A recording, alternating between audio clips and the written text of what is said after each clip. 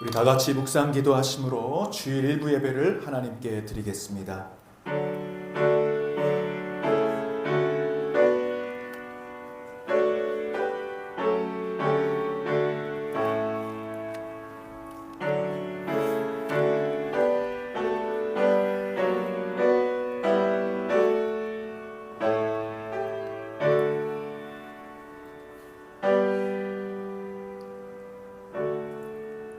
너희 권능 있는 자들아, 영광과 능력을 여호와께 돌리고 돌릴지어다. 여호와께 그의 이름에 합당한 영광을 돌리며 거룩한 옷을 입고 여호와께 예배할지어다. 여호와께서 자기 백성에게 힘을 주시며 여호와께서 자기 백성에게 평강의 복을 주시리로다. 아멘. 사랑과 은혜 하나님, 오늘도 거룩한 주일 주님 앞에 나와 예배하게 하심을 감사합니다. 오늘 거룩한 옷을 입고 여호와께 합당한 영광을 돌리며 예배하라고 말씀하시오니 이 시간 우리의 마음을 주의 보혈로 거룩하게 하시고 깨끗하게 하여 주옵소서. 이 시간 드려지는 예배가 주님 앞에 신령과 진정으로 예배 드려지게 하여 주옵시고 하나님께 큰 영광과 기쁨의 시간 되게 하시고 우리 모두에게도 치유와 회복과 말씀과 소망을 얻는 귀한 시간 되게 하여 주옵소서. 예수 그리스도의 이름으로 기도하옵나이다. 아멘. 우리 다같이 자리에서 일어나셔서 찬송가 25장 찬양 드리겠습니다.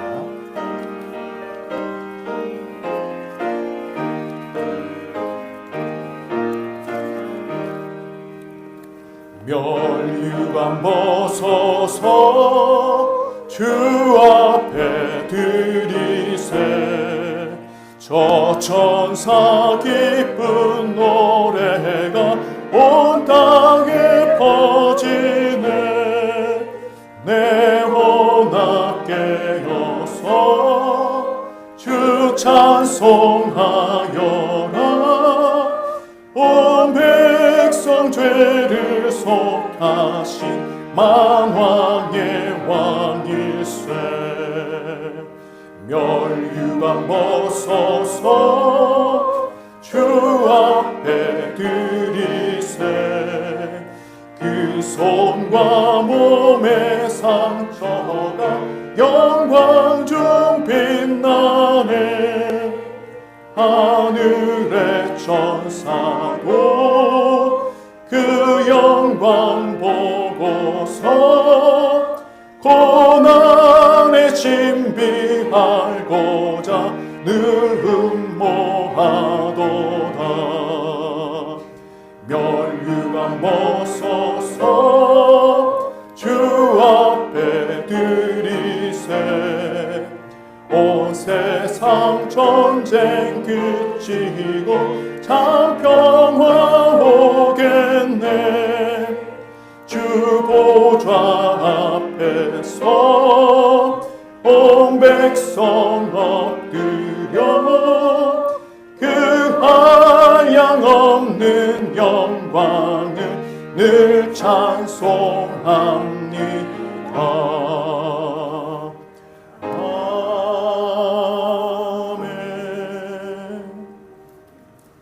교동문 124번 사순절 첫 번째 내용을 교독하시겠습니다.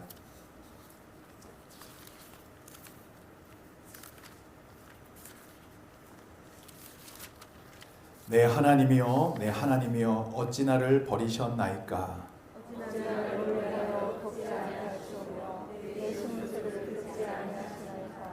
내 하나님이여, 내가 낮에도 부르짖고 밤에도 잠잠하지 아니하오나 응답하지 아니하시나이다.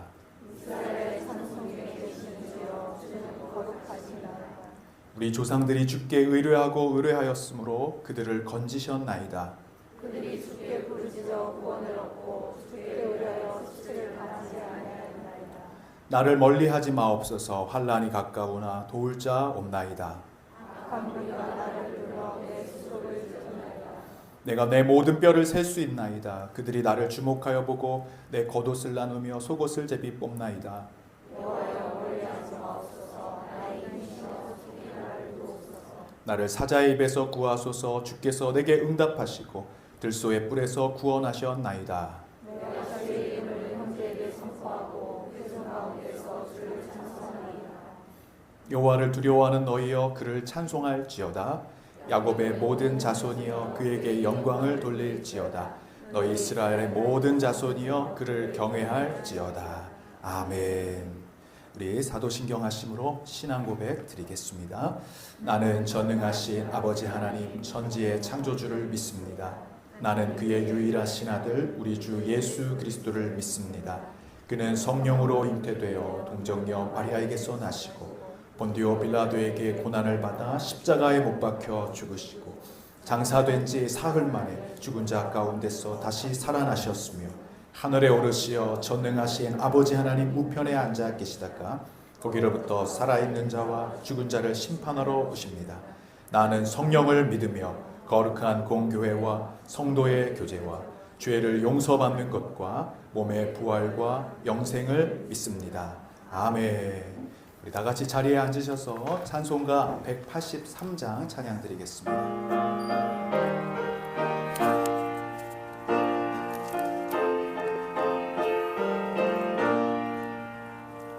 빈들의 마른 풀같이 시들은 나의 영혼 주님이 약속한 성령 간절히 기다리네.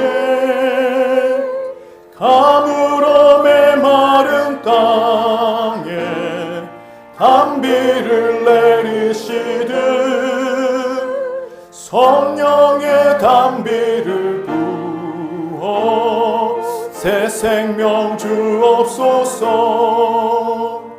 반가운 빗소리 들려 산천이 춤을 추네.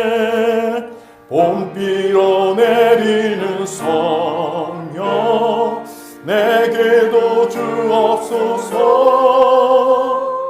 가물어 메마른 땅에 단비를 내리시듯 성령의 단비를 부어 새 생명 주옵소서. 절 따라 우러를 내려 조목이 무성하니 갈급한 내 심령 위에 성령을 부소서. 아멘. 가물어 메마른 땅에 단비를 내리시듯 성령의 단비를 부어 새 생명 주옵소서. 참되신 사랑의 언약 얻을 수 있사오랴. 오늘의 흡족한 은혜 주실 줄 믿습니다. 아무런 메마른 땅에 단비를 내리시듯 성령의 단비를 부어 새 생명 주옵소서. 아멘. 우리 하나님 말씀 보겠습니다. 구약성경 느헤미야 8장 1절에서 12절까지의 말씀입니다. 느헤미야 8장 1절에서 12절까지 조금 긴 말씀인데 우리 같이 교독해서 읽도록 하겠습니다. 이스라엘 자손이 자기들의 성읍에 거주하였더니 일곱째 달에 이르러 모든 백성이 일제히 수문 앞 광장에 모여 학사 에스라에게 여호와께서 이스라엘에게 명령하신 모세의 율법책을 가져오기를 청하매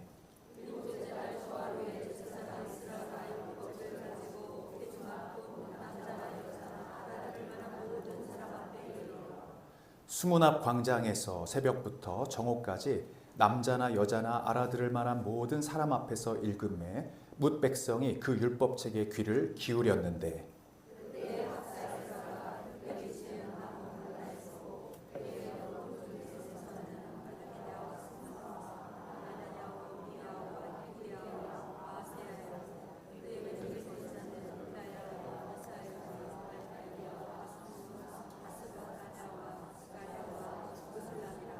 에스라가 모든 백성 위에 서서 그들 목전에 책을 펴니 책을 펼 때에 모든 백성이 일어서니라.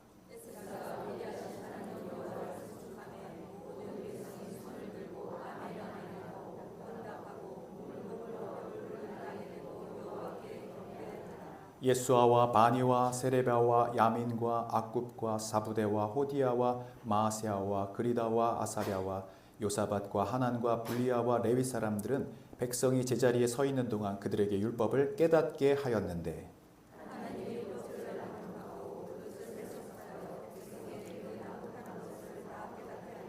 백성이 율법의 말씀을 듣고 다 우는지라. 총독 느헤미야와 제사장 겸 학사 에스라와 백성을 가르치는 레위 사람들이 모든 백성에게 이르기를 오늘은 너희 하나님 여호와의 성일이니 슬퍼하지 말며 울지 말라 하고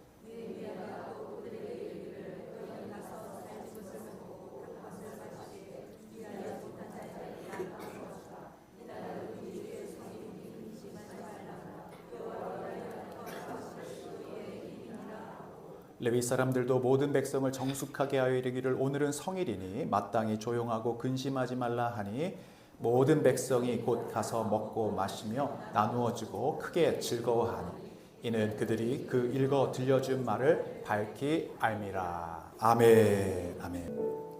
할렐루야. 네, 우리 옆에 있는 분들과 인사하겠습니다. 이번 부흥 집회에 함께 참여합시다. 할렐루야.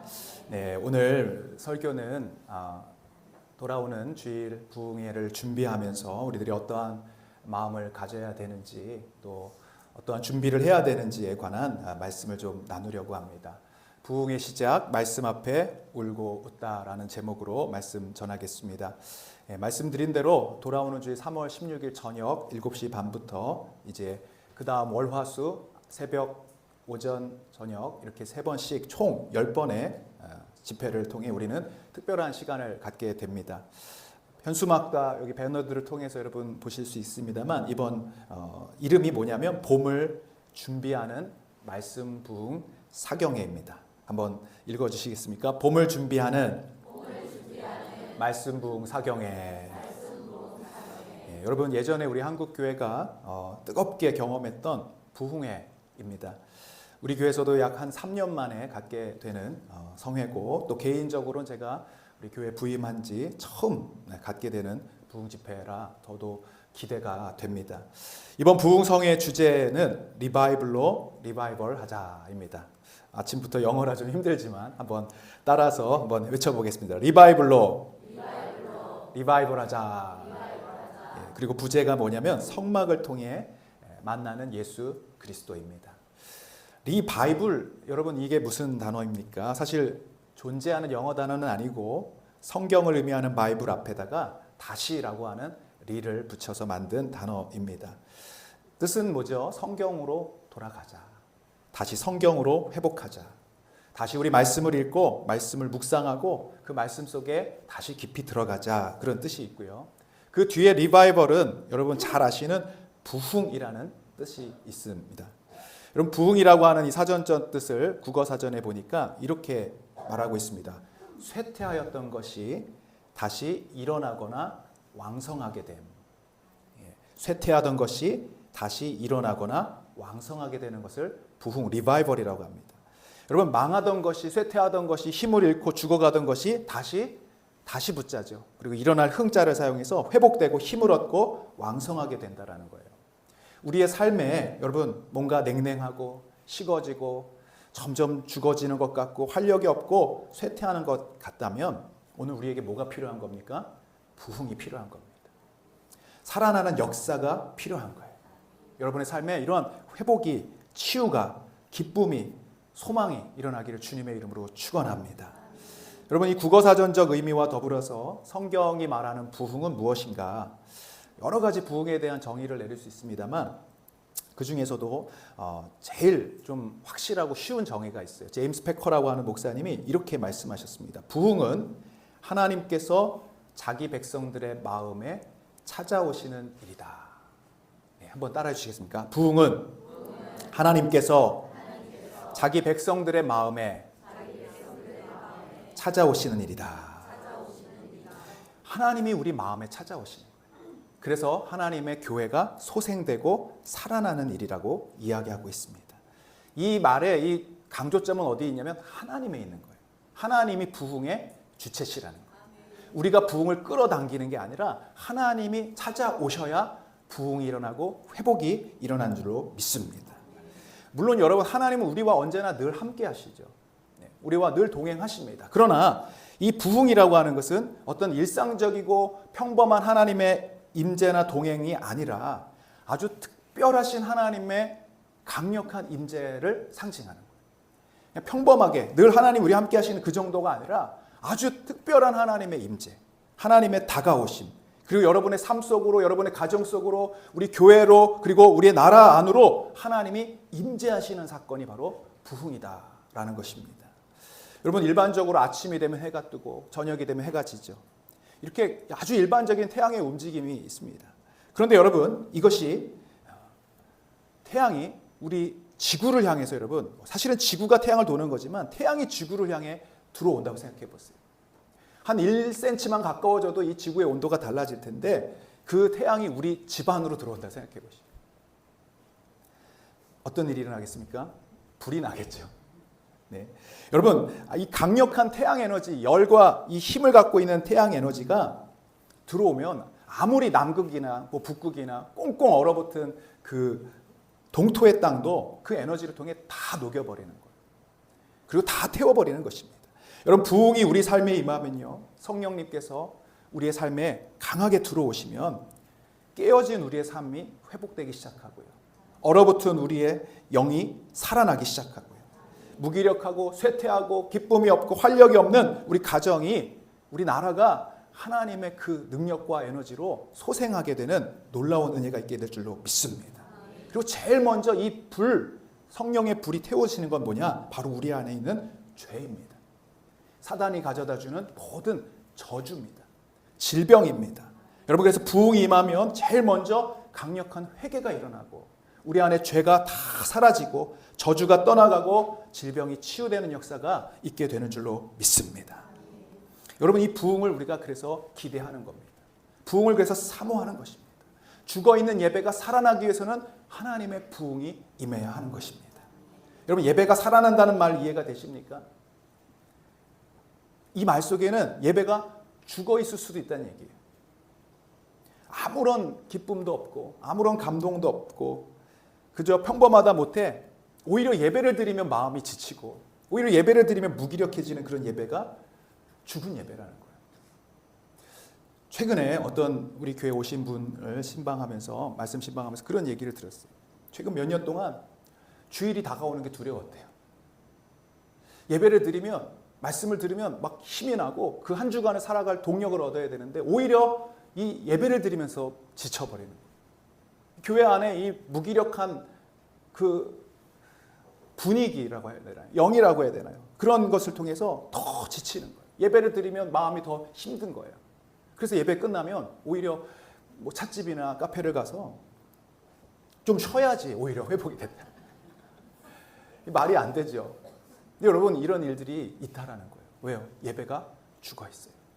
그것이 하나님의 임재가 없는 거예요. 아무것도 느낄 수가 없는 그런 예배. 여러분, 예배도 교회도 죽어 있을 수 있다. 이 말이 여러분 어떻게 다가오십니까? 사실은 우리 영혼도 그럴 수 있다는 거예요. 여러분, 영혼이 우리가 살아나야 되는데 우리 영혼이 죽어 있는 상태에 있다는 거예요.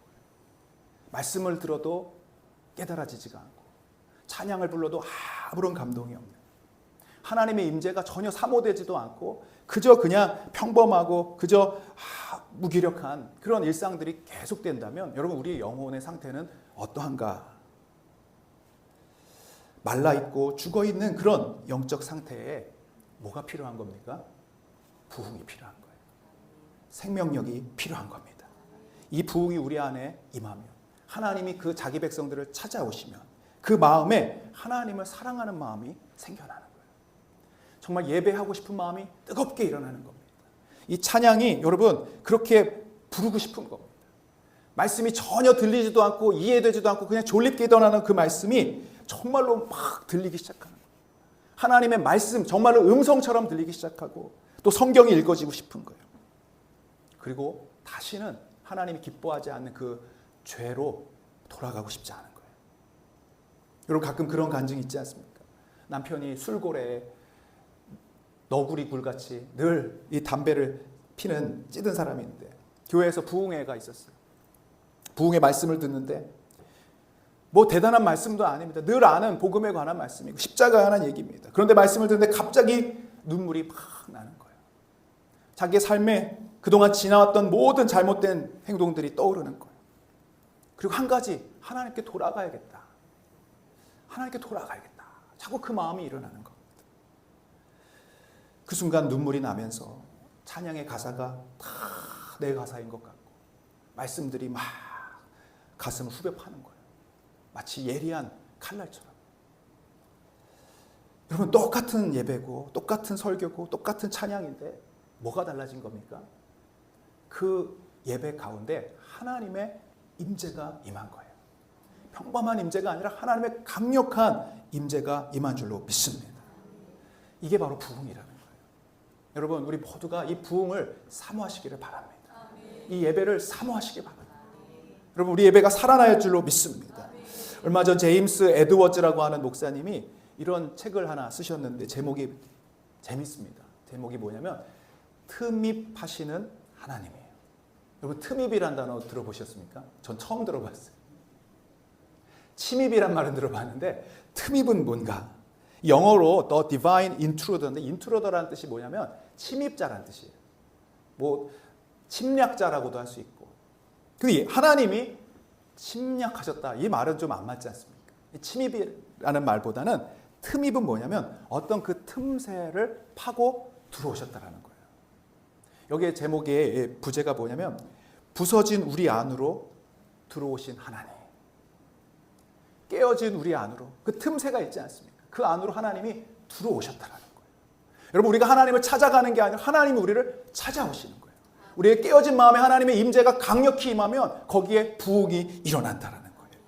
거룩하신 하나님 앞에서 만나게 되면 우리 마음이 어떻게 됩니까? 여러분 먼저 제일 첫 번째 반응이 뭐냐면 우리가 너무나 죄인이라는 사실을 깨닫게 되는 거예요. 왜냐하면 그 하나님은 너무나 거룩하시고 깨끗하시고 정결하신 하나님이기 때문에 그 하나님 앞에 서게 되면 부끄러워서 낯을 둘 수가 없는 거예요.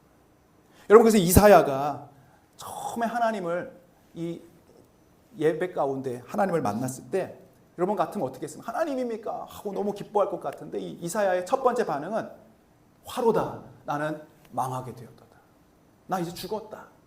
여러분 이 소리가 먼저 나오는 거예요. 우리 삶 안으로 투입하시는 그 하나님을 만나니까요. 첫 번째로 내 죄가 너무나 크게 느껴지는 거예요. 그냥 일주일 삶 속에 여러분 지난 한 주를 돌아볼 때 뭐 그렇게 우리가 큰 죄를 졌나 생각할 수 있습니다만 여러분 이 예배 가운데 하나님의 거룩한 임재를 만나게 되면요. 이 회개가 터져 나오는 겁니다. 그 십자가의 사랑 가운데 우리의 얼마나 완악하고 반역한 우리의 삶이 정말로 진정한 회심이 일어나게 되는 거예요. 여러분 이것이 살아있는 예배입니다. 이것이 살아있는 부흥의 역사입니다. 할렐루야. 틈입하셔서 우리를 새롭게 하시고 깨끗하게 하시고 깨어진 우리 마음을 치유하시는 하나님의 부흥. 여러분 이 부흥을 사모하시기를 축복합니다. 19세기 무국 부흥운동의 주역이었던 찰스 피니 목사님이 부흥을 이렇게 정의했습니다. 부흥은 하나님을 향한 죄인들의 각성과 회심을 낳는 그리스도인의 첫사랑의 회복이다. 하나님 우리 안에 찾아오시면 무엇이 회복됩니까? 주님을 향한 첫사랑이 회복되는 거예요. 할렐루야. 여러분 첫사랑의 경험이 없으신 것 같아서 제가 설명을 드려야 되겠습니다. 처음 하나님을 만날 때, 여러분 처음 사랑하는 사람을 만날 때 그 느낌, 감정, 막 심장이 두근두근하고 봐도 또 보고 싶고 그리고 그 사람을 보면 정말로 떠나고 싶지 않은 그 사랑, 이 사랑이 잃어버려질 수 있다는 거예요. 사라질 수 있다는 거예요. 식어질 수 있다는 거예요. 그런데 부흥이 오면 어떻게 됩니까? 그 마음에 다시 첫사랑이 회복되고 뜨거운 각성과 회심과 회개가 일어난다는 거예요. 그리고 이 개인 안에 일어났던 이 부흥은요, 그 교회 안으로 퍼져나가게 됩니다. 그 교회 하나님의 임재가 임함으로 모든 사람들이 같이 그 하나님을 경험하게 되고 이 교회 안에 있었던 하나님의 임재는 그 밖으로 흘러가게 됩니다. 그래서 교회가 속한 지역과 사회와 심지어는 나라와 민족을 바꾸고 소생시키는 역사가 바로 부흥을 통해 일어나는 거예요. 여러분, 한국 교회가 그동안 이 사회를 선구하고 리드하는 역할을 했었습니다. 교회가 여러분 많은 학교도 세우고 병원도 세우고 또 복지시설도 세우고 수많은 하나님의 사람들을 일으키는 일들을 했습니다. 이게 뭐 때문에 강하느냐? 바로 교회의 부흥이었습니다. 하나님의 역사. 그런데 지금 오늘날 여러분, 이 교회에 부흥을 찾아볼 수가 없어요. 부흥커녕 쇠퇴하고 있는 겁니다. 무기력하게 식어지고 있는 것입니다. 이건 교회뿐 아니라 모든 성도들의 삶의 영적인 지형도가 그렇습니다. 그런데 부흥이 일어나면요, 그 지역과 도시와 나라의 영적인 지형도가 바뀌는 거예요. 여러분, 태풍이나 쓰나미가 일어나고 나면요, 그 다음에 이 지도가 다 바뀌어 버립니다. 물길과 산길과 걸어가는 인도들이 다 바뀌어 버려요. 이게 지형도가 바뀐 겁니다. 근데 여러분, 하나님의 부흥이 일어나면 바로 이 나라의, 이 민족의 영적 지형도가 변화되는 줄로 믿습니다. 오늘 몇 가지 그 부흥의 예들을 소개하고 싶은데요. 영국의 19세기 1800년 후반 그리고 1900년 초반에 영국의 웨일즈라는 곳에 기독교 국가죠, 영국은. 그런데 여러분, 그곳에 죽어있는 예배가 되어버렸어요. 하나님을 향한 아무런 감동도 느낌도 없는 죽어있는 예배, 형식적인 신앙 그리고 도덕적 타락이 시작되었습니다. 특별히 이 웨일즈라고 하는 곳에는 광산이 있어서 광부들이 석탄을 캐는 일들을 했는데요. 일이 고되다 보니까 그 여가 시간을 다 술로 보내는 거예요. 도박으로 보내는 겁니다. 모든 돈 번 돈을 다 허랑방탕하게 술집 여자들과 보내는 겁니다. 그러니까 범죄가 증가하고요. 부패가 증가하고요. 교회는 텅텅 비고 교회 안의 예배는 다 죽어있는 그런 상황이었습니다. 그때 이반 로버츠라고 하는 이분도 광부 출신입니다. 이분이 하나님을 만나고 예수님을 믿고 복음 증거자가 되게 되었습니다. 그리고 매일같이 어떤 소망을 갖게 되냐면 이 웨일즈, 이 정말 타락하고 폐역한 이 땅에 하나님 부흥을 허락해 주십시오. 이분이 어렸을 때 설교를 들은 거예요. 청소년 시기에. 하나님의 부흥에 임하면 어떤 역사가 일어나는지, 하나님의 그 틈입하시는 역사가 일어나면 어떤 회복이 일어나는지를 말씀을 듣고 이분이 그때부터 기도하기 시작했어요. 13살부터요. 여러분, 매일 새벽에 1시간, 2시간씩 깨어서 단 한 가지 기도 제목이었습니다. 뭐냐? 이 웨일즈에 부흥을 주십시오. 웨일즈에 부흥을 주십시오. 하나님의 강력한 임재를 허락해 주십시오. 그렇게 14살부터 몇 년 동안 기도를 했냐면 26살. 13년 동안 매일 한 번도 빠지지 않고 하나님의 임재를 구했습니다. 이제 그 혼자 기도했던 모임이 2사람이 되고 3사람이 되고 26살 됐을 때는 40명이 모이는, 청년들 40명이 모이는 기도 집회가 되었습니다. 오로지 한 가지 기도 제목. 이 땅에 부흥을 허락해 주십시오. 이 땅에 하나님의 임재를 사모합니다.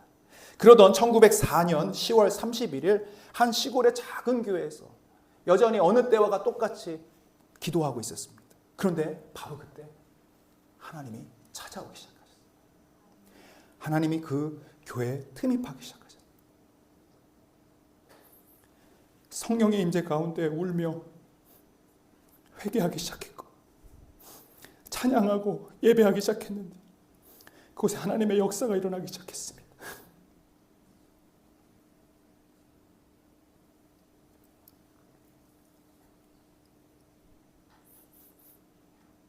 아침에 시작했던 그 예배가 저녁까지 지속되었습니다.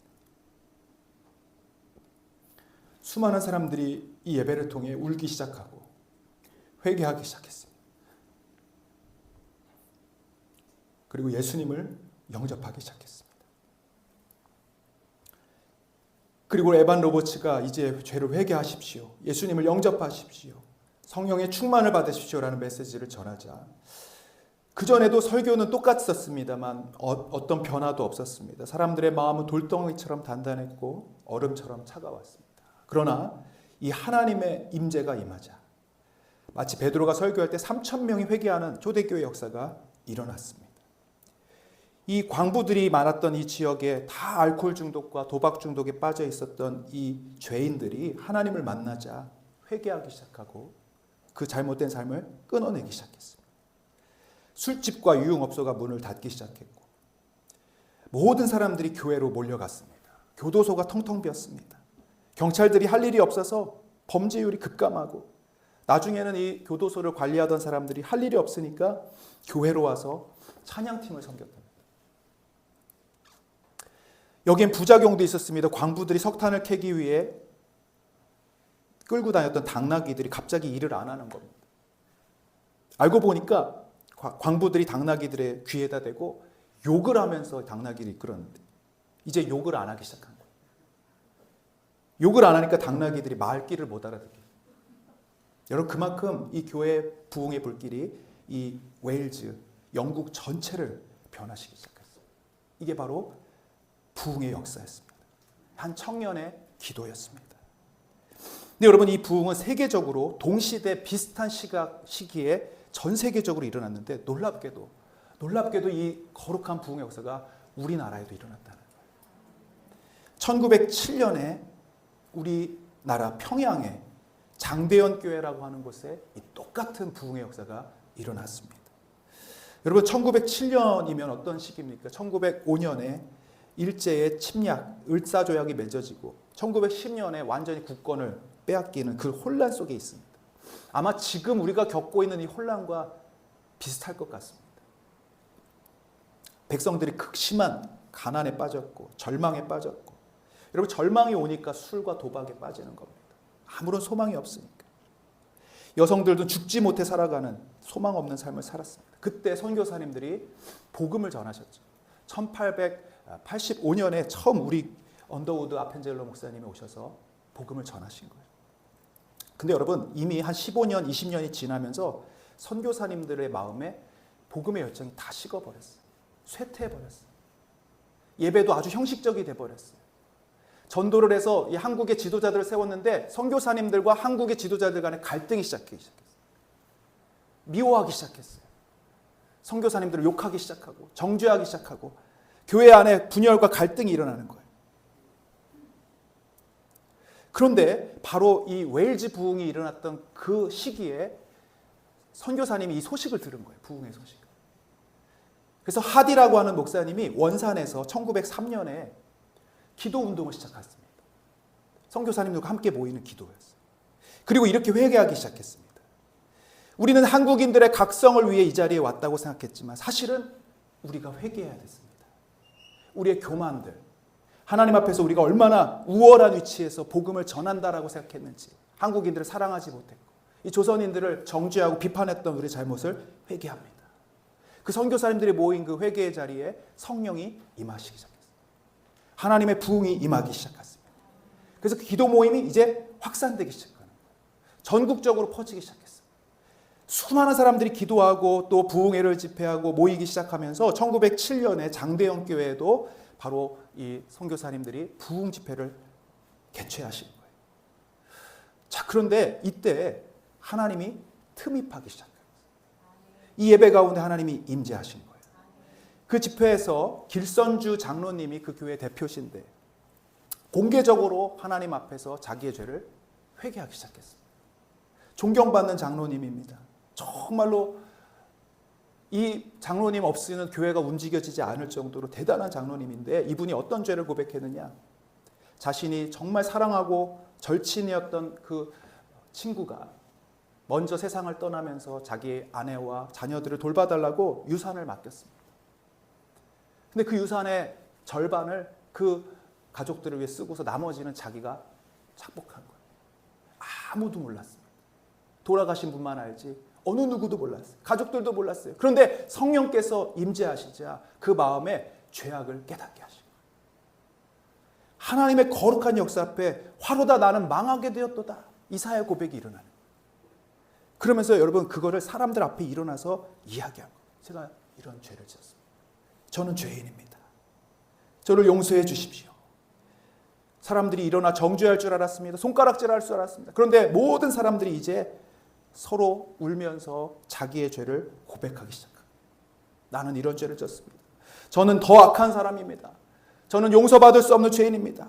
막 이렇게 회개의 운동이 일어나기 시작하면서 그 예배가 저녁까지, 그 다음날까지 이틀, 3일 계속되면서 놀라운 하나님의 역사가 일어나기 시작해요.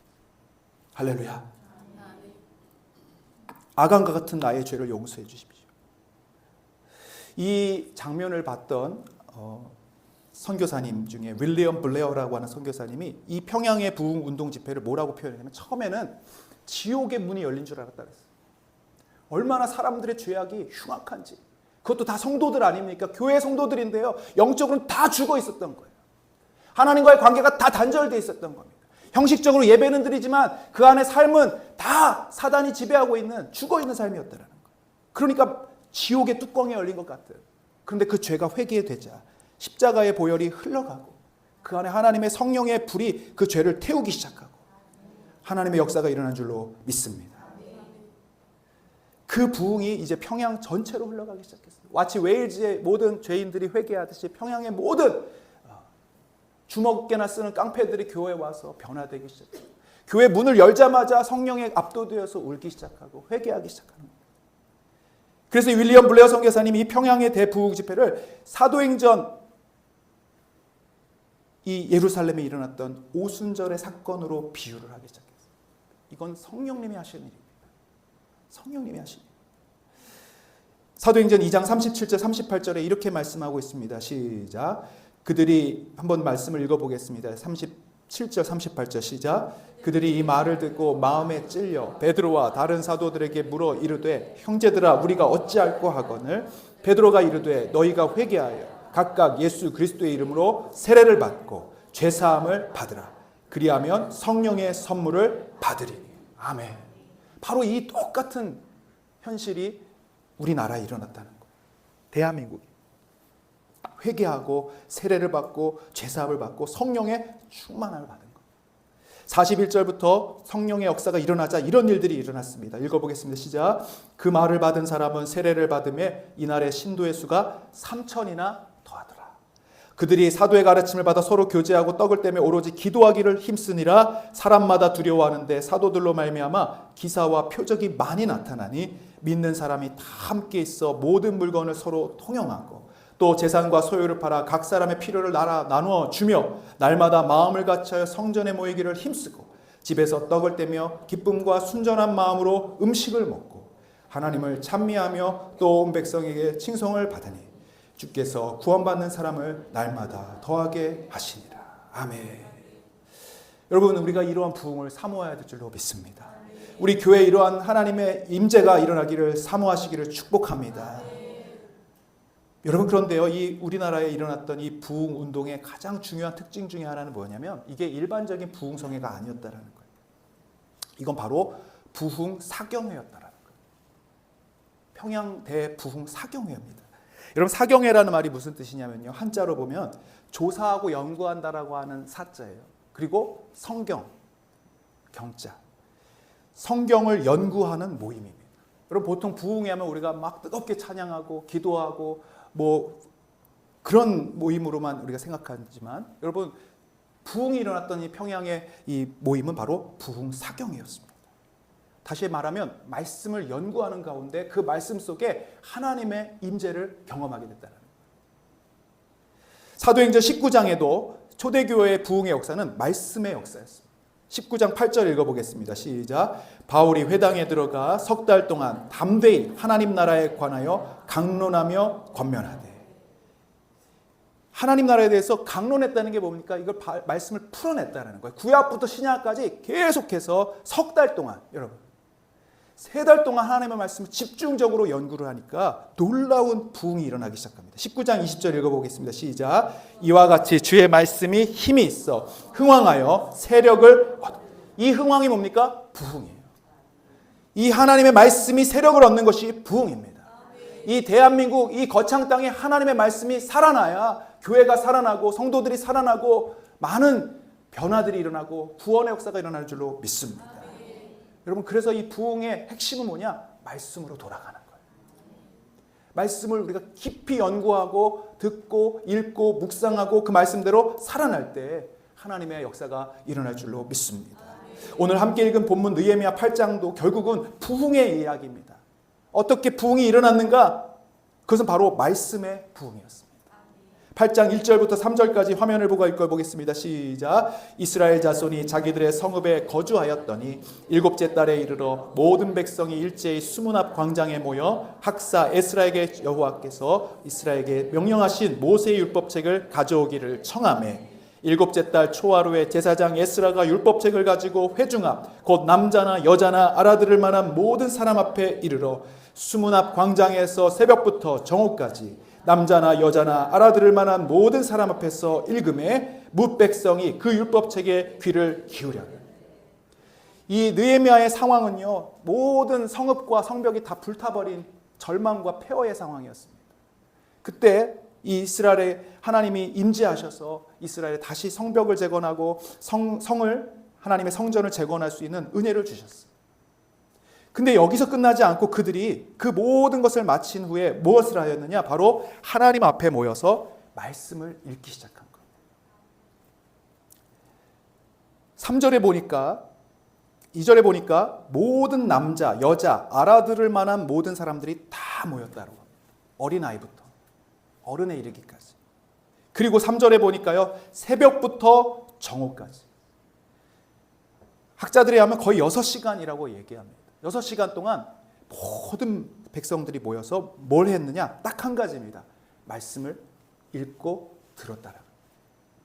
그리고 그 들은 말씀을 깨닫게 하기 위해서 레위인들과 또 다른 모든 사람들이 그것을 설명하는 일종의 말씀 사경회를 6시간 동안 가진 거예요. 여러분, 우리 보통 아이들이 설교를 들으면 10분, 15분 넘어가면 집중력을 잃어버리지 않습니까? 주일 설교도 40분, 50분 하면 이제는 목사님 너무 깁니다. 이런 얘기를 들을 수 있습니다. 대부분 25분 정도가 가장 적당하다고 그래요. 근데 여러분 6시간입니다. 안락한 의자가 있는 것도 아니고 무슨 특별한 시스템, 방송, 유쾌한 찬양이 있는 것도 아닙니다. 그저 말씀 낭독만 6시간 하는 거예요. 그런데 거기에 하나님이 임하신 거예요. 그 말씀이 기록된 말씀이 아니라 들려주신 하나님의 음성처럼 들리기 시작한 거예요. 여러분, 그 말씀이 뭐냐면 우리가 읽는 창세기, 출애굽기, 레위기, 민수기, 신명기예요. 얼마나 재미없습니까?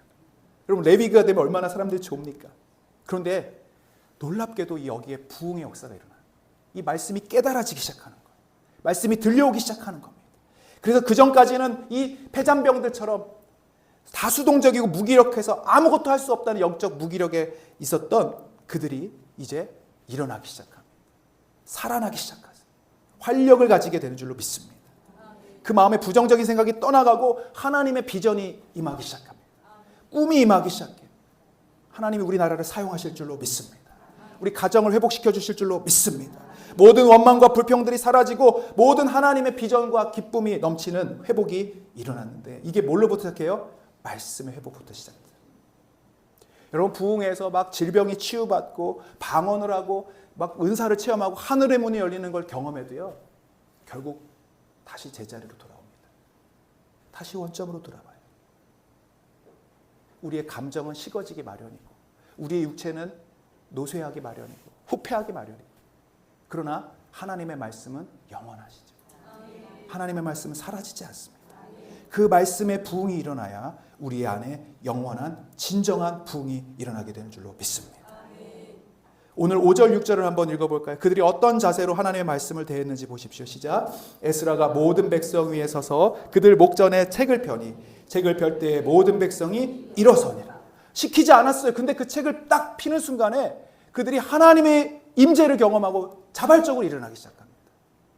하나님 앞에 두려워서 떨기 시작합니다. 그러면서 6절에 이렇게 고백하죠. 시작. 에스라가 위대하신 하나님 여호와를 송축하며 모든 백성이 손을 들고 아멘 아멘 하고 응답하고 몸을 굽혀 얼굴을 땅에 대고 여호와께 경배하니라. 아멘. 여러분, 오늘 이 말씀이 선포되는 이 자리, 하나님의 임재가 있는 이 예배에 여러분들이 정말로 몸을 굽혀 예배자가 되셔서 하나님을 경배하시고 아멘 아멘 하시며 여러분 그 말씀을 받으시는 여러분 되기를 축복합니다. 이게 바로 하나님을 경외하는 겁니다. 하나님을 만나는 겁니다. 하나님의 임재를 경험하는 것입니다. 할렐루야. 그냥 이성진 목사의 이야기를 듣는 게 아니라 하나님의 말씀을 듣는 거예요. 그래야 우리 삶에 변화가 일어나고 부흥이 일어나는 줄로 믿습니다.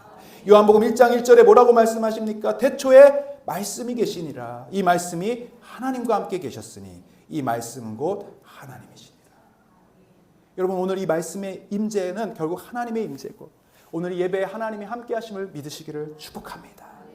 하나님의 말씀이 지루하게 느껴진다면, 하나님의 말씀을 읽는 것이 이제 선뜻 나서지 않아진다면 우리 신앙은 병들어 있는 겁니다. 죽어져 가고 있는 겁니다. 쇠퇴하고 있는 것입니다. 여기에 뭐가 필요합니까? 부흥이 필요합니다. 회복이 필요합니다. 평양 대부흥, 평양에서 부흥회가 일어났다는 소식을 듣고 심지어 이 경남에서도 그 평양을 찾아갔던 사람들이 있었습니다. 어머니들이 가마솥을 메고 밥을 직접 해가면서 중간중간 10리길, 20리길을 11길, 21길을 걸어서 그 부흥회를 참여했다. 말씀 사경회인데요, 주일부터 금요일 밤까지 있었습니다. 매 시간.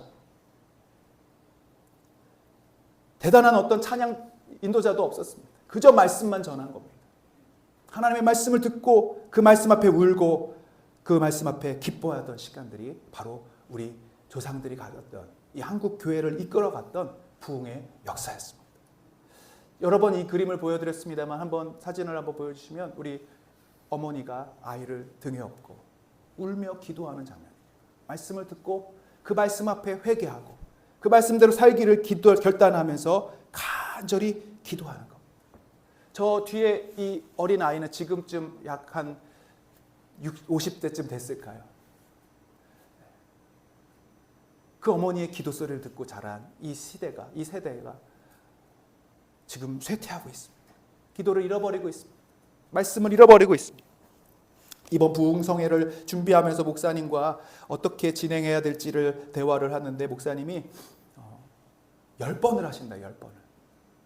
주일 저녁, 월 새벽 5시 반, 오전 10시 반, 저녁 7시 반, 화요일, 수요일 저녁까지. 그래서 제가 뭐라고 그랬냐면 목사님, 오전에는 사람이 없을 것 같습니다. 목사님 그 시간은 쉬시고 새벽하고 저녁만, 사실은 저녁만 해주셨으면 좋겠습니다라고 제가 말씀을 드렸는데 목사님이 살짝 서운해 하시더라고요. 제가 그 멀리 거창까지 가서 그 아침 시간, 낮 시간에 뭐 하고 있겠습니까? 두 사람이 와도 좋으니, 한 사람 목사님하고 저만 있어도 좋으니 오전에 다 10번을 하겠습니다. 그러는 거예요. 참 제 스스로가 이 하나님의 말씀에 대한 경외함을 잃어버렸구나. 이런 생각을 좀 들었습니다. 그리고 또 한편으로는 하나님이 그 말씀을 통해 어떻게 역사하실까? 또 그러한 기대함도 생겼습니다. 8절 9절을 읽어보겠습니다. 시작. 하나님의 율법책을 낭독하고 그 뜻을 해석하여 백성에게 그 낭독하는 것을 다 깨닫게 하니 백성이 율법의 말씀을 듣고 다 우는지라. 이 율법책에는요 분명히 레위기 말씀도 있고 출애굽기 말씀도 있었을 것입니다. 그 말씀 속에는 분명히 성막에 관한 말씀도 있었어요. 성막의 규례들, 이렇게 지어라 저렇게 지어라, 무슨 천으로 만들고 무엇으로 해라. 그 율법을 읽는데 사람들이 울기 시작하는 거예요. 왜 그랬을까? 그 말씀을 깨닫게 된 거예요. 8절에처럼 그 낭독한 말씀이 그저 글씨가 아니라 하나님의 음성처럼 들려요. 그 안에 이 성막에 담겨진 깊이 있는 영적인 진리가 깨닫게 된 거예요. 오늘 우리 이번에 오시는 목사님은 이 성막에 대해서만 말씀하세요. 다른 간증이나 재미있는 이야기가 없습니다. 그저 성막 이야기들, 그 지루한 이야기들, 전혀 들어도 무슨 소리인지 모르는 그 이야기들을 깨닫게 할 때 거기에 하나님의 역사가 일어나게 되는 거예요. 여러분, 우리가 눈물을 흘리는 이유가 뭡니까? 감동을 받을 때, 놀랄 때, 또 미안할 때, 기쁠 때. 어떤 여성분들은 남이 울기만 해도 같이 우는데, 제가 한 15년 전인가요? 예전에 사역했던 교회에서 청년들과 수련회를 가진 적이 있었습니다. 그때 질문지를 뽑아서 그 질문지에 대답하는 시간이 있었어요. 아이스 브레이크였습니다. 질문 중에 하나는 이것입니다. 내 인생에 가장 기뻤던 순간, 그리고 가장 슬펐던 순간을 이야기해 보십시오.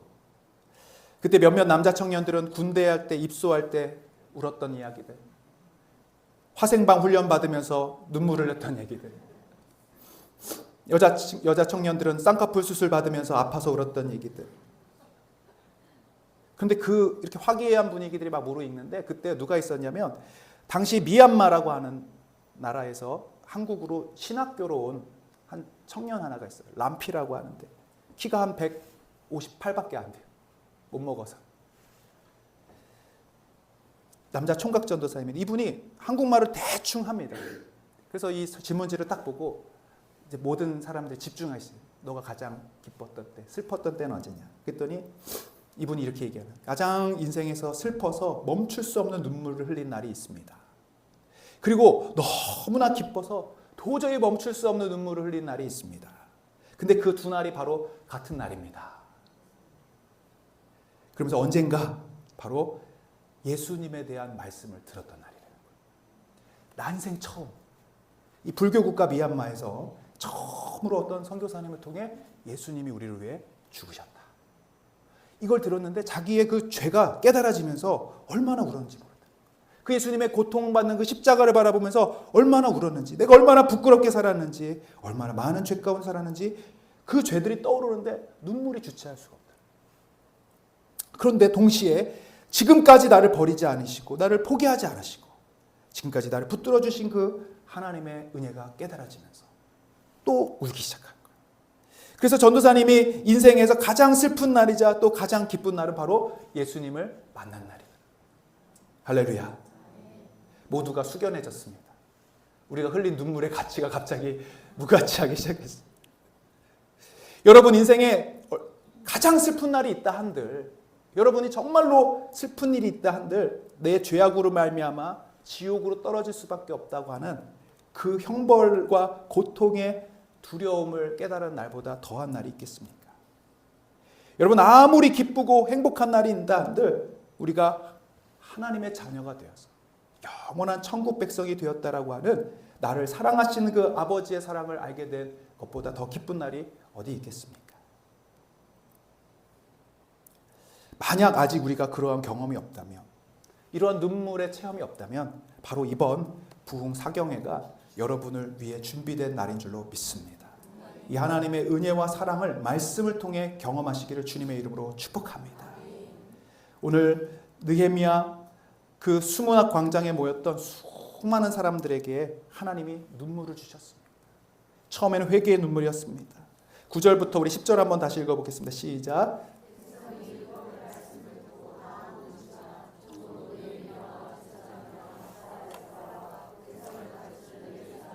모든 백성에게 이르기를 오늘은 너희 하나님 여호와의 성일이니 슬퍼하지 말며 울지 말라 하고, 느헤미야가 또 그들에게 이르기를 너희는 가서 살찐 것을 먹고 단 것을 마시되 준비하지 못한 자에게는 나누어 주라. 이날은 우리 주의 성일이니 근심하지 말라. 여호와로 인하여 기뻐하는 것이 너희의 힘이니라. 아멘. 슬픔이 뭘로 변해요? 이제 기쁨으로 변하는 거예요. 여러분 이 부흥 사경에는요, 우리가 죄를 깨닫고 하나님의 임재 앞에 우리의 모든 잘못을 고백하는 시간이 뿐만 아니라 하나님이 우리의 힘이시고 우리의 은혜이시고 우리의 기쁨임을 경험하는 시간이 될 줄로 믿습니다. 하나님의 말씀을 듣고 여러분의 영혼이 살아나고 여러분의 영혼이 새 힘을 얻는 그 날이 될 줄로 믿습니다. 12절 말씀 읽고 말씀 마치겠습니다. 시작. 모든 백성이 곧 가서 먹고 마시며 나누어 주고 크게 즐거워하니 이는 그들이 그 읽어 들려준 말을 밝히 알미라. 여러분 이번 부흥 집회 10번입니다. 우리가 병원에 입원하면 3일간 입원할 수도 있고요. 그 모든 엑스레이나 MRI를 찍으면서 우리 몸에 무슨 이상이 있는지를 점검하는 시간들을 갖지요. 저는 이번 부흥성회가 여러분 안에 있는 영적인 질병들을 발견하는 시간 되기를 바랍니다. 영적인 무기력증, 영적인 결핍, 영적인 기아 상태, 부러진 깨어진 마음들, 이 모든 것들이 깨달아지고 그 안에서 치유가 일어나고 회복이 일어나고 무엇보다 성막 속에 있는 예수님을 만남으로 여러분들이 여호와는 나의 힘이십니다. 이 영적인 힘을 회복하시는 귀한 시간 되기를 축복합니다. 이를 위해서 여러분 우리가 기도로 준비해야 할 것입니다. 이 남은 한 주간 동안 여러분 적어도 하루에 1시간 정말로 하나님 앞에 말씀 앞에 서게 하여 주옵시고, 하나님 우리 교회에 하나님의 임재가 임하게 하여 주옵소서. 말씀을 전하시는 목사님에게 성령의 충만을, 갑절의 은사를 더하여 주시옵소서. 우리 모든 성도들이 단 한 사람도 빠짐없이 어린이부터 어른까지 이 말씀을 알아들을 만한 모든 자들이 와서 함께 그 말씀의 기쁨과 은혜 앞에 울고 웃는 천국잔치가 일어나게 하여 주옵소서. 기도하는 이번 귀한 부흥사경에 되게 하여 주옵소서. 예수님의 이름으로 기도합니다. 아멘. 우리 시간 찬양하시겠습니다. 182장입니다. 강물같이 흐르는 기쁨 찬양하시면서 준비하신 헌금 하나님께 드리겠습니다.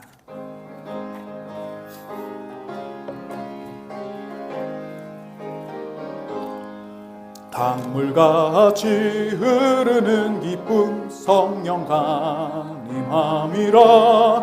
정결한 마음 영원하도록 주의 거처 되겠네.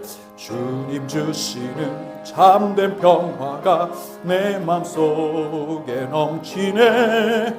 주의 말씀에 거센 풍랑도 잠잠하게 되도다. 나의 생명 소생케 됨은 성령이 마심이라. 모든 의심 슬픔 사라져 주의 평강 넘치네. 주님 주시는 참된 평화가 내 맘속에 넘치네. 주의 말씀에 거센 풍랑도 잠잠하게 되도다. 하늘에서 단비 내리고 햇빛 찬란함같이 우리 마음에 성령 임하니 내 심히 아멘. 주님 주시는 참된 평화가 넘치네. 주의 말씀에 거센 풍랑도. 우리 5절 찬양하겠습니다. 놀라우신 주의 은혜로 그의 얼굴 뵙겠네.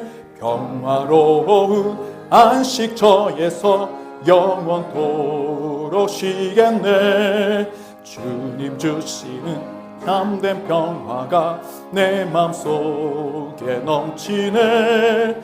주의 말씀에 거센 풍랑도 잠잠하게 되도다. 오늘 시간 말씀 기억하시면서 한번 통성으로 한번 기도할 때에 이 시간 하나님 이번 부흥 사경의 말씀의 축제 가운데 임재하여 주시옵소서. 우리의 깨어진 마음으로 틈입하여 주시고 우리의 교회 안으로 들어와 주시옵시고 우리의 상처난 가정 안으로 들어와 주셔서 죽어있고 쇠퇴하고 말라있는 우리의 심령들을 깨워 주시옵소서. 우리의 생명을 소생케 하여 주옵소서. 모든 의심과 슬픔 사라져 주의 평강 넘치게 하여 주옵시고 성막 속에 감추어 주신 예수님의 그 존귀하신 모습을 발견하고 깨닫는 시간 되게 하여 주옵소서. 니에미아의 부흥이 일어나기를 원합니다. 초대교회의 부흥이 일어나기를 원합니다. 웨일즈와 평양의 대부흥이 우리 교회에 일어나기를 원합니다. 이 거창의 새로운 부흥의 역사가 일어나게 하여 주옵소서. 우리 다음 세대들이 에반 로버츠 같이 기선주 장로님 같이 하나님 부흥의 주역들 되게 하여 주옵소서. 우리 주여 한번 하고 기도하겠습니다. 주여 아버지 하나님 감사합니다. 귀한 부흥의 천국잔치들을 저희들을 위해 허락하여 주옵시고 또 하나님 준비할 수 있도록 도와주시니 감사합니다. 주님 우리 안에 지쳐있고 죽어있고 말라져버린 우리 영혼들을 일으켜 주시기를 원합니다. 말씀의 부흥이 일어나기를 원합니다. 하나님 우리 가정 안으로 우리 교회 안으로 우리 구역과 하나님 이 나라 민족 안으로 주님 틈입하여 주시고 찾아와 주시고 역사하여 주셔서 주님 놀라운 말씀의 부흥을 경험하고 깨닫는 시간 되게 하여 주옵소서. 말씀이신 하나님을 만나는 시간 되게 하여 주옵소서. 성막 속에 감추어 주신 비밀이신 예수님을 발견하며 그 예수님 만나는 시간 될 수 있도록 축복하여 주옵소서. 단 한 사람도 예외 없이 모두가 그 은혜의 자리에 참여하며 하나님을 깊이 만나고 부흥을 경험하는 영적 회복의 시간들 될 수 있도록 도와주옵소서. 사모하게 하시고 준비하게 하시고 거룩함으로 기도하러 준비하여서 하나님의 임재를 경험하는 시간 될 수 있게 하여 주옵소서. 우리 안에 있는 모든 질병과 저주들이 떠나가게 하시고 우리 안에 있는 모든 문제들이 해결받는 시간 되게 하여 주옵소서. 우리 교회와 이 지역사회에 새로운 부흥의 역사가 일어나기를 소망하오니 주님 함께하여 주옵소서. 말씀 전하시는 목사님에도 축복하여 주옵소서.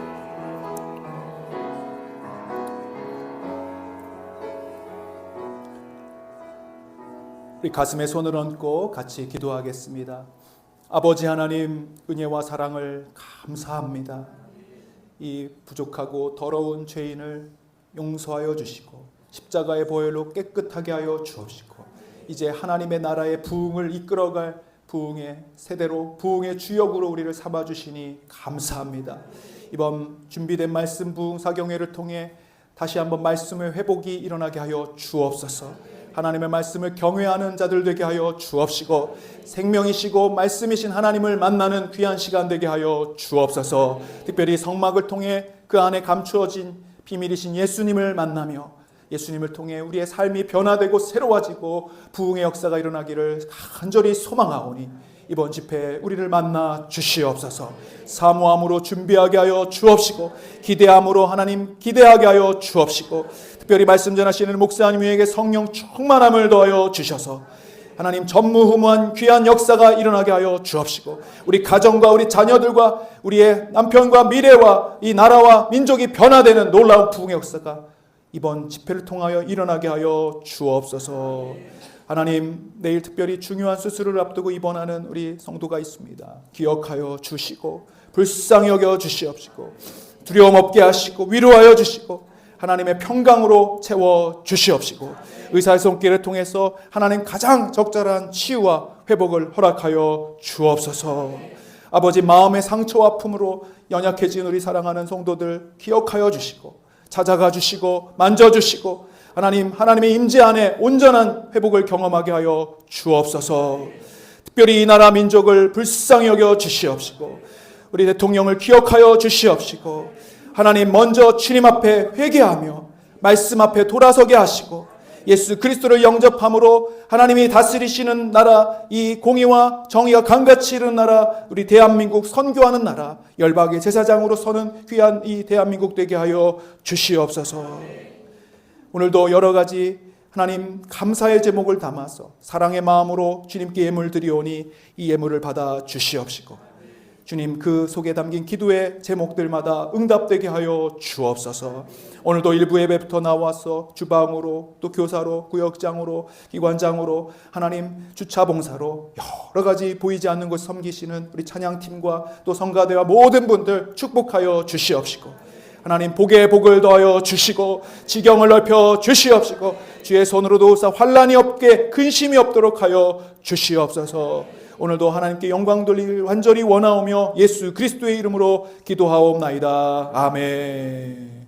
우리 다시 한번 옆에 분들을 축복하겠습니다. 하나님의 부흥을 경험하십시오. 아멘.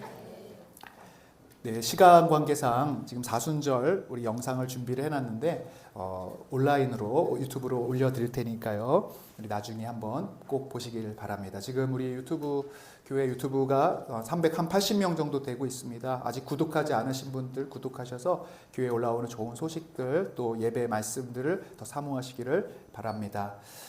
행복 플러스 구역사진 컨테스트 오늘까지 투표 마감이고요. 구역장 투표는 오늘 저녁에 시작하도록 하겠습니다. 그래서 전교인 투표와 구역장 투표수를 합산해서 1, 2, 3등 선정하도록 하겠습니다.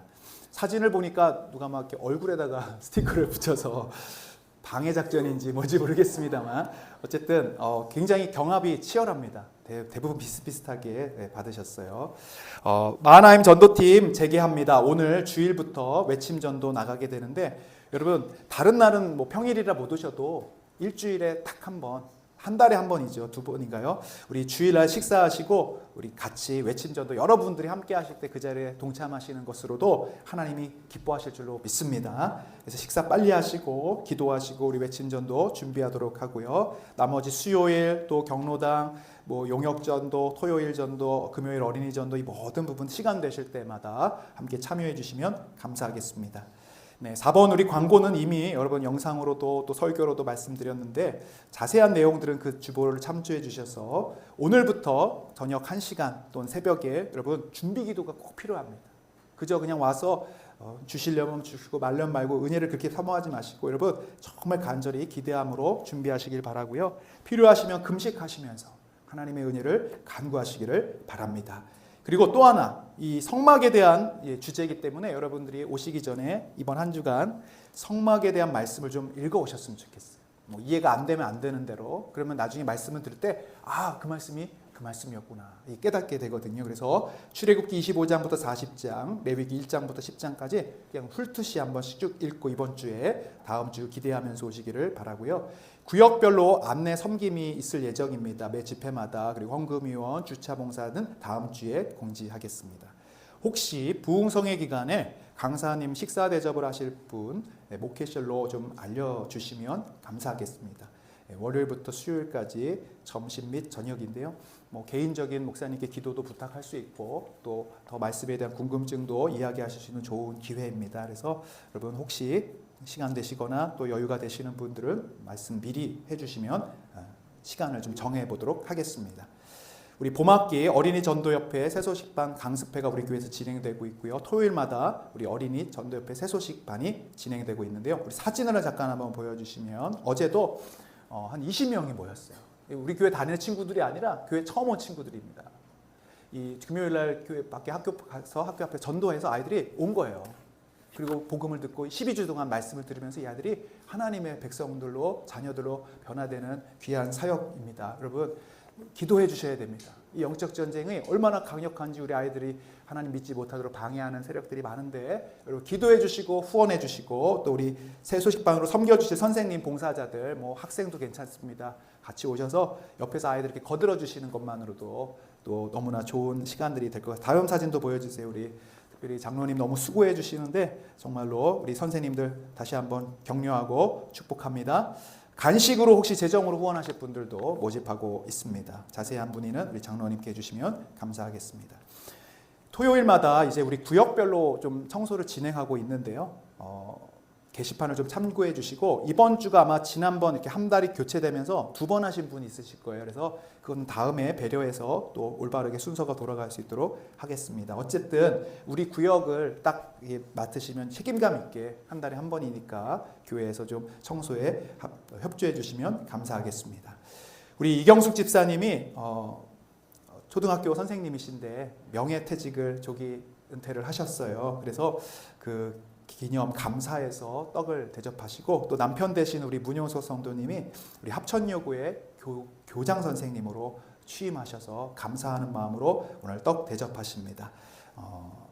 이따가 드실 때 꼭 인사하시고 격려해 주시면 감사하겠습니다. 또 우리 이규섭 성도님, 장영주 성도님, 둘째 딸이신 이고은 전도사님 여기 계신데요. 3월 22일 토요일 날 12시에 조치원 성결교회에서 결혼 예식이 있습니다. 지난 우리 수요일 날 얼마나 은혜를 많이 받으셨던지 저한테 막 문자가 막 오는 거예요. 진짜 은혜로웠다. 설교가 너무 좋았다. 그래서 이제 앞으로 우리 전도사님의 사역이 제 2기의 사역이 더 새로운 곳에서 아름답게 가정을 시작하시면서 출발할 수 있도록 여러분 많이 격려해 주시고 또 많이 참여해 주시기를 바라고요.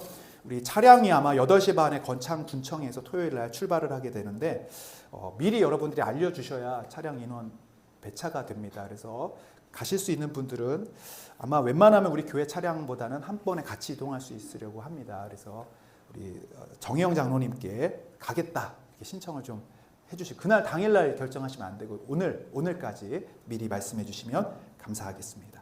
우리 또 이렇게 섬겨주시고 또 좋은 일 있으시고 결혼하시는 우리 가정들을 위해 박수하면서 축복하겠습니다.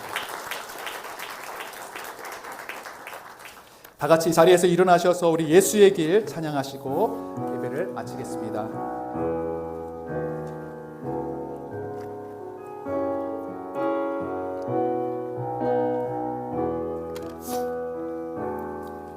안개 속에서 주님을 보내 아무도 없을 것 같던 그곳에서 손 내미셔서 나를 붙드네 길 잃고 쓰러져 가던 그곳에서 주 말씀하시네 내 손 잡으라고 길이요 진리 생명이니 나 주님을 보내 주 예비하신 곳 다른 길로 돌아서지 않으리 예수의 길 그 좁은 길 주 손잡고 그 무엇도 두렵지 않네 그 무엇도 두렵지 않네 주님 주신 약속 내게 있으니 세상의 길 그 험한 길 승리 안에 성령으로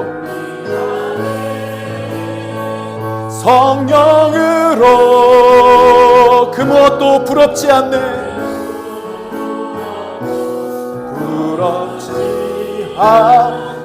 주님 계신 하늘에 내 소망 있으니